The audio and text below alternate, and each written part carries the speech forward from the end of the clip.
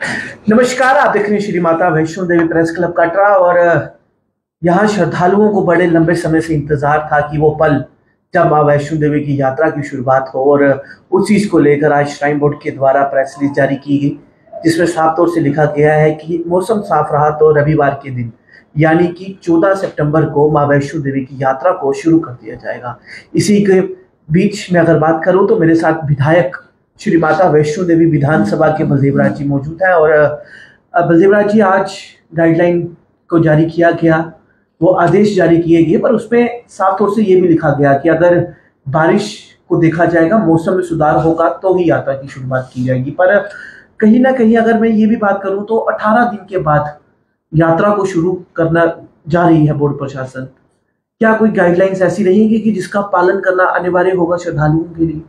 बिल्कुल, आपने ठीक कहा। मैं सबसे पहले तो ये कहूँगा कि ये एक बहुत वेलकम स्टेप जिसे कह सकते हैं हम माता वैष्णो देवी श्राइन बोर्ड और ख़ास तौर पे माननीय श्री हमारे गवर्नर साहब जो चेयरमैन हैं श्राइन के, उनकी तरफ से ये लिया गया है। और अगर इसके पीछे की थोड़ी सी आप एक बात देखें तो एक एडवाइजरी इशू हुई थी। एडवाइजरी जो थी वो 13 तारीख तक की एडवाइजरी थी मौसम विभाग की तरफ से, जिसका पूरे तौर पर पालन हो रहा था। और एडवाइजरी के साथ साथ ही गवर्नमेंट ने सब जगह पे ऑडिट के लिए कहा था, चाहे वो रोड्स हो, चाहे ऑडिट वो कोई भवन हो, चाहे कमर्शियल बिल्डिंग्स हो, चाहे वो पूरे का पूरा ट्रैक हो। और उसी को देखते हुए माता वैष्णो देवी श्राइन बोर्ड जो है वो ऑडिट को देखते हुए रास्ते की सफाई करने के लिए, बाकी चीज़ें करने के लिए वो मुझे लगता है कि उन्होंने पूरी तैयारी कर ली थी। और तैयारी करने के बाद उन्होंने 20 दिन के बाद जो आज कहा है और सब्जेक्टिव कंडीशन जो रखा है बिल्कुल ठीक रखा है। मौसम का कोई पता नहीं, अगर मौसम खराब हो तो वो यात्रा फिर रोक सकते हैं, मगर मेरा ये निवेदन रहेगा कि वो परमानेंट ना रोकें। वो अगर मौसम खराब होता है तो वो उस यात्रा को हल्ट कटरा में दे दें, ताकि एक जो बात है वो टेम्परेरी परमानेंट की बात आगे ना जाए, जैसे कि वो पहले भी कर रहे थे। टेम्परेरी बेस पे अगर एक दिन की बारिश कहीं होती है, आधा दिन की होती है, तो यात्रा को बंद करके वो स्टेशन कटरा कर दे और फिर आगे के बाद वो आगे करे। और मुझे लगता है कि माता के जो जयकारे लगते थे, जो यात्रा थी, पूरे हिंदुस्तान से लोग आते थे। मैं तो अपील भी करना चाहता हूँ आपके माध्यम से कि सब लोग, अब माता का द्वार खुलने वाला है, यहाँ पे ज्यादा से ज्यादा लोग यहाँ पे यात्रा। बिल्कुल थैंक जी। अगर मैं बात करूं तो लगभग 20 दिन के बाद, 18 है, कल का भी इंतजार करना पड़ेगा, 20वें दिन यात्रा शुरू होने जा रही है। बोर्ड प्रशासन के द्वारा आपने भी जिस तरीके से कहा कि तैयारियां चल रही हैं, हमने भी खुद बालगंगा जाकर देखा कि अलग जगह साफ सफाई चल रही है, रिंग रोगन जो है वो किए जा रहे हैं। क्या बकायदा आप एज ए विधायक होने के नाते, क्या आप लोगों की कोई टीम या आप लोगों ने वहां पर जाकर निरीक्षण करना भी जरूरी समझा? बिल्कुल ठीक आपने कहा।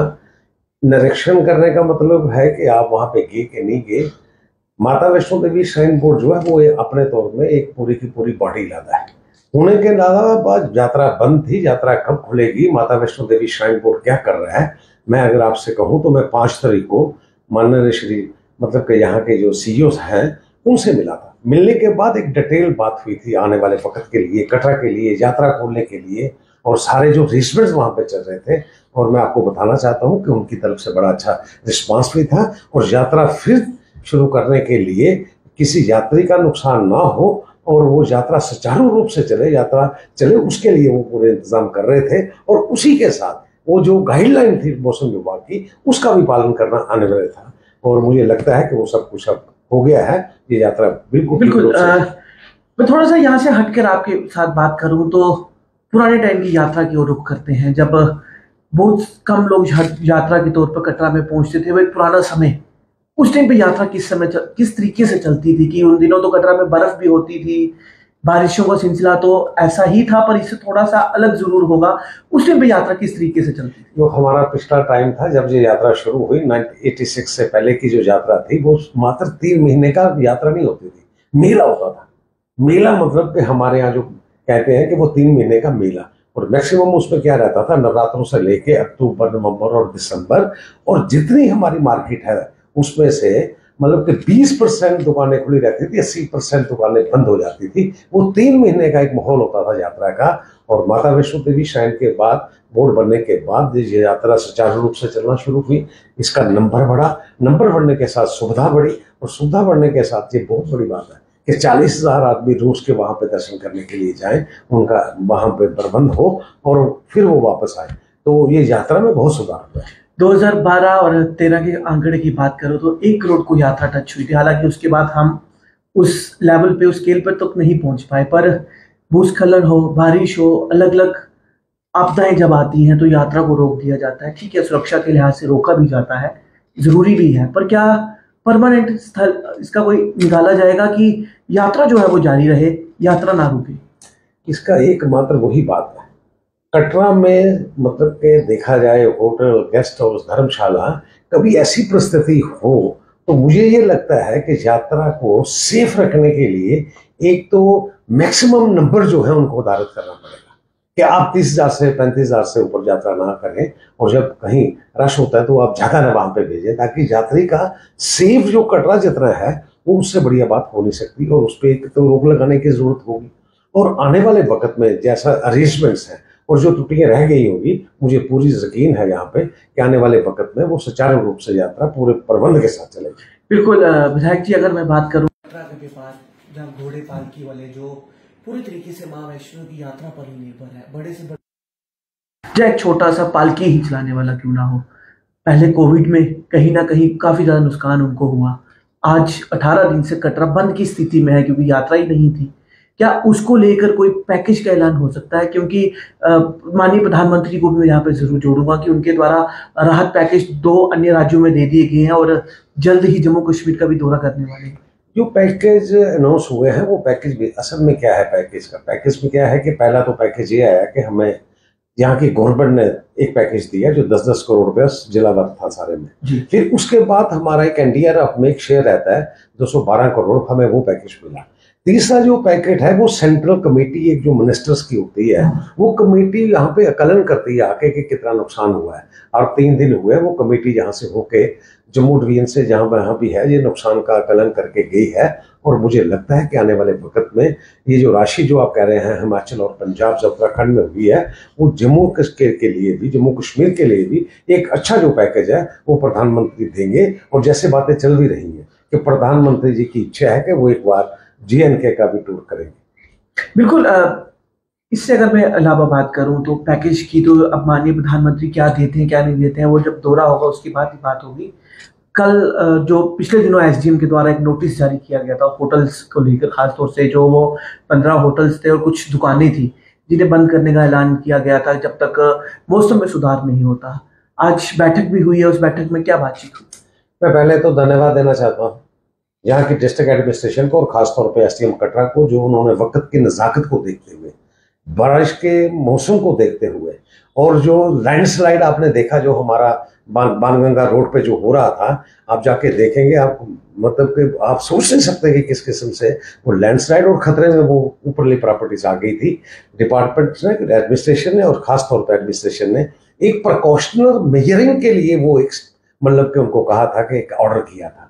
उस ऑर्डर की जो बात थी, मुझे जो लगता है वो उस ऑर्डर की वैल्यू यात्रा खुलने के बाद और ऑडिट होने के बाद, ऑडिट का मतलब ये हुआ कि हम सब सेफ जगह पे हैं, ऑडिट होने के बाद अब उसका कोई रहता नहीं है। उसी सिलसिला में होटल वाले ने मुझे अप्रोच किया था जिसमें 15 होटल वाले थे और 65 दुकानों वाले थे। आज उनसे मतलब एक बड़ी डिटेल में डिस्कशन और मीटिंग हुई है। मीटिंग होने के बाद मैंने उनको पूरा यकीन दिलवाया है कि मेरे से जो कर सकता हूं मैं आपके लिए, जिस तरीके से यात्रा शुरू हुई है और जैसे कि ऑडिट हो गए, ऑडिट का क्या मतलब है, उसी लाइन में अगर हम देखें तो मेरी हाई सेकेंडरी है।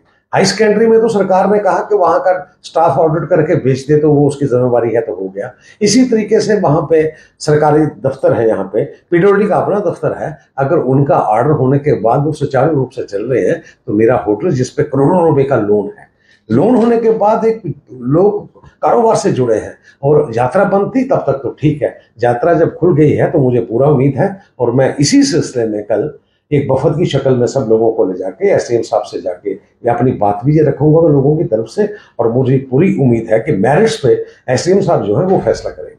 बिल्कुल। स्थानीय विधायक भी हैं और पहली बार ऐसा हुआ कि मां वैष्णो की यात्रा लगभग 20 दिन तक स्थगित रही। श्रद्धालुओं की मृत्यु का आंकड़ा भी पहली बार ऐसा हुआ है 86 के बाद की 34 श्रद्धालुओं की मृत्यु हुई। आने वाले समय में इस तरीके का फिर कोई हादसा ना हो और इतने दिन तक यात्रा स्थगित ना रहे, उसको लेकर क्या विधानसभा में कोई इसके ऊपर चर्चा करने जाने वाले हैं? नहीं, देखिए, ये तो ऑल टुगेदर जो आपने बात की है, एक तो ये है कि हादसा हादसा प्रकृति का या आपदा के लिए तो कोई नाप तोल तो है नहीं, कहाँ पे होगा कहाँ पे नहीं होगा, इसको तो कोई रोक नहीं सकता है। रही बात जो दूसरी चीजें हैं बुनियादी तौर पे, कि बुनियादी तौर पे यात्री को पूरी फैसिलिटीज मिले, माता वैष्णो देवी श्राइन बोर्ड आगे की फैसिलिटीज के लिए अपने आप को अपग्रेड करे, और मुझे पूरी उम्मीद है कि वो अपने आप को अपग्रेड भी करेंगे और बढ़िया भी होगा। और मेरा ये सुझाव रहेगा उनके लिए कि यात्रा नंबरिंग में आप ऊपर ना भेजें।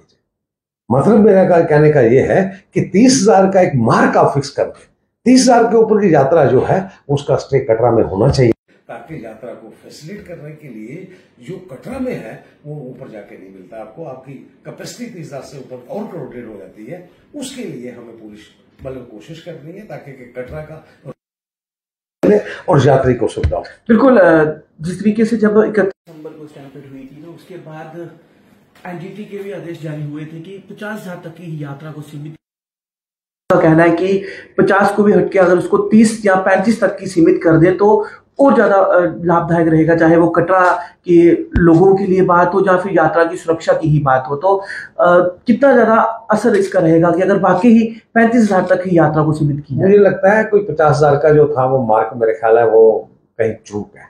50,000 यात्रा को ऊपर भेजना कोई मैंने बात नहीं बनती। और जो अब ये इसमें कन्फ्यूजन है कि 12 घंटे से 24 घंटे की 50,000, अगर 12 घंटे की समझे तो फिर मेरे हिसाब से वो 25,000 हो गया। मैं 25 का मार्क को 30 कह रहा हूँ।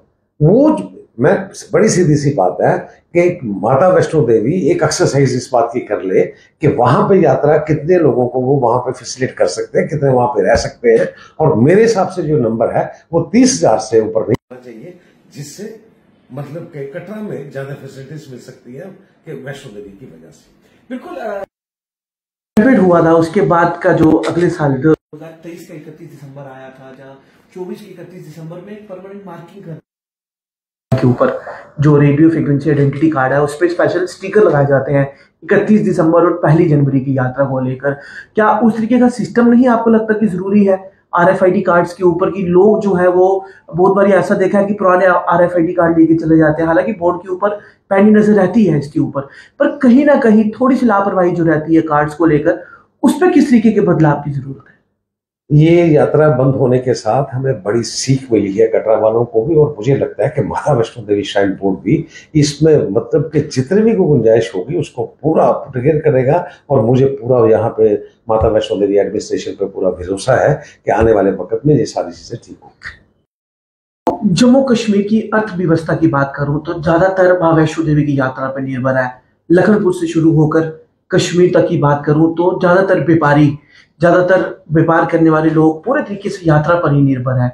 आने वाले समय में यात्रा को बढ़ाया जाए, आने वाले समय में किस लेवल तक का काम करने की जरूरत है कि यात्रा का आंकड़ा जो है एक बार फिर 1 करोड़ तक टच हो? बिल्कुल, जो आपने आंकड़े की बात कही और जो पिछले आंकड़े को हम इसके साथ वेरीफाई करते हैं ना, मुझे कहीं लगता है कि जो पहले वाला सिस्टम था वो पर्ची का सिस्टम था, और जो आज का सिस्टम है ये बड़ा फुल प्रूफ है, RFID का। पहले वाले जो पर्ची का सिस्टम था मेरे ख्याल कहीं ना कहीं वहां उस पर लीकेज रहती थी, जहाँ मतलब के ज्यादा पर्ची ले ली तो लोग कम गए, जहाँ पता नहीं क्या था क्या नहीं था। मगर यात्रा में आपको 100% कह सकता हूँ कि आज के दिन में बढ़ी है। और सिर्फ इस साल की मैं बात करूं तो ये 25 वाला है, इसमें जरूर कम होगी। और आने वाले वक्त में इसको ठीक करने के लिए माता वैष्णो देवी श्राइन बोर्ड भी और इसी के साथ टूरिज्म डिपार्टमेंट भी इस पे पूरे मतलब कि अपनी तरफ से जोर लगाएगा। इसमें पूरे मतलब तरीके बनाए जाएंगे कि जिससे ये यात्रा हो। आपके माध्यम से मैं एक बात अगर और कहूँ, ये यात्रा के साथ साथ माता शिवखोड़ी की यात्रा भी बंद थी। मेरा डिस्ट्रिक्ट एडमिनिस्ट्रेशन से खास तौर पर ये रहेगा और मैं उनको कहूंगा भी कि ये यात्रा खुलने के बाद वो शिवखोड़ी का भी एक मैसेज दें कि वो भी यात्रा खुल चुकी है, क्योंकि वो रोड जो है वो सारी थ्रू है। रोड जो यहाँ से लेके शिवखोड़ी तक की रोड्स हैं वो सारी खुली हुई है। इसी के साथ वो लगती हुई यात्रा है, तो वो शिवखोड़ी की यात्रा जो है डिस्ट्रिक्ट एडमिनिस्ट्रेशन खास तौर पर DC महोदय और ड्यूकाम साहब जो उसके चेयरमैन है वो उसको भी खोल दें। बिल्कुल, शिवखोड़ी की ही मैं भी बात करने वाला था कि ज्यादातर श्रद्धालु कटरा में आना शुरू हो चुके हैं, कि आज भी कई सारे लोगों की क्वेरीज आ रही थी कि क्या हम टिकट्स करवाएं, किस तरीके से आए। कई सारे लोग थे जिन्होंने हमारे माध्यम से पूछताछ की कोशिश भी की है। कल से यात्रा कटरा आ जाएगी, स्टे बढ़े, होटल्स में व्यापार शुरू हो जाएगा। पर शिवखोड़ी की यात्रा को लेकर कितना समय और लग सकता है? अभी आपने बोला कि डीसी से या डिपकॉम से तो बात की जाएगी, कितना समय और लग सकता है? क्योंकि यात्रा कटरा के दर्शन के बाद, माँ के दर्शन के बाद, शिवखोड़ी के दर्शन के बाद ही घरों को लौटते हैं। क्या श्रद्धालुओं को अभी और इंतजार करना पड़ेगा? नहीं, इंतजार खुलने के बाद ये थोड़ा सा टाइम जरूर लगेगा। टाइम इसलिए लगेगा कि थ्रू आउट कंट्री, मतलब पानी की वजह से बहुत सी स्टेटें जो है वहां पे नुकसान हुआ है। नुकसान होने के बाद वो इन सारी परिस्थितियों से निकलने के लिए और यात्रा को शुरू करने के बाद, मुझे जो मोटे तौर पे लगता है कि नवरात्रि आने तक, मतलब कि यात्रा जो है अपनी पेस ले लेगी और पेस लेने के बाद ये सुचारू रूप से यात्रा चलेगी। और आपके माध्यम से मैं एक बात और एडमिनिस्ट्रेशन को कहना चाहता हूँ, नवरात्रा फेस्टिवल हम करते हैं। मैं इसी बात पे आने वाला था कि नवरात्रा महोत्सव का क्या होगा? नवरात्रा फेस्टिवल कहीं वो छोड़ना दें, मेरा ये आग्रह रहेगा माता वैष्णो देवी श्राइन बोर्ड को भी और टूरिज्म डिपार्टमेंट को भी। मैं उनसे बात भी करूंगा कि यात्रा का जो फेस्टिवल है वो धूमधाम से मचाएं करें यहाँ पे, ताकि कि एक हर्षोल्लास का जो माहौल एक नवरात्रि के दिनों में यहाँ पे होता है, एक बड़ी भारी जिसे कह सकते हैं वो थ्रू आउट कंट्री एक पब्लिसिटी होती है, वो हमें एक बहुत बड़ा फायदा मिलेगा कि यात्रा को बूस्ट करने के लिए, इंक्रीज करने। बिल्कुल, मेरे साथ विधायक माता वैष्णो देवी विधानसभा के बलदेव राज जी मौजूद थे और काफी अहम चर्चा भी हुई यात्रा को लेकर। 2 दिन के बाद मां वैष्णो देवी के जयकारों के साथ कटरा और भवन एक बार फिर गूंजना शुरू हो जाएगा। जय माता दी के जयकारे जो हैं वो लगेंगे। पर विधायक ने यहाँ पर यह भी चीज स्पष्ट करते हुए कहा कि नवरात्रा महोत्सव, एक अहम सवाल भी यहाँ पे था, क्योंकि और थोड़े दिनों में माँ के नवरात्रि, जो चैत्र नवरात्रि हैं, वो शुरू होने जा रहे हैं। और उन्होंने भी कहा है कि श्राइन बोर्ड और जम्मू पर्यटक विभाग से इस चीज के ऊपर जरूर चर्चा करेंगे, ताकि माँ के नवरात्रे जो है वो उसी धूमधाम से मनाए जाएं जिस तरीके से पहले मनाए जाते थे। तो क्योंकि माँ वैष्णो देवी की यात्रा को बूस्ट करने के लिए कहीं ना कहीं ये काफी ज्यादा लाभदायक भी जरूर नजर आएंगे। तमाम अपडेट्स के लिए देखते रहे श्री माता वैष्णो देवी प्रेस क्लब कटरा।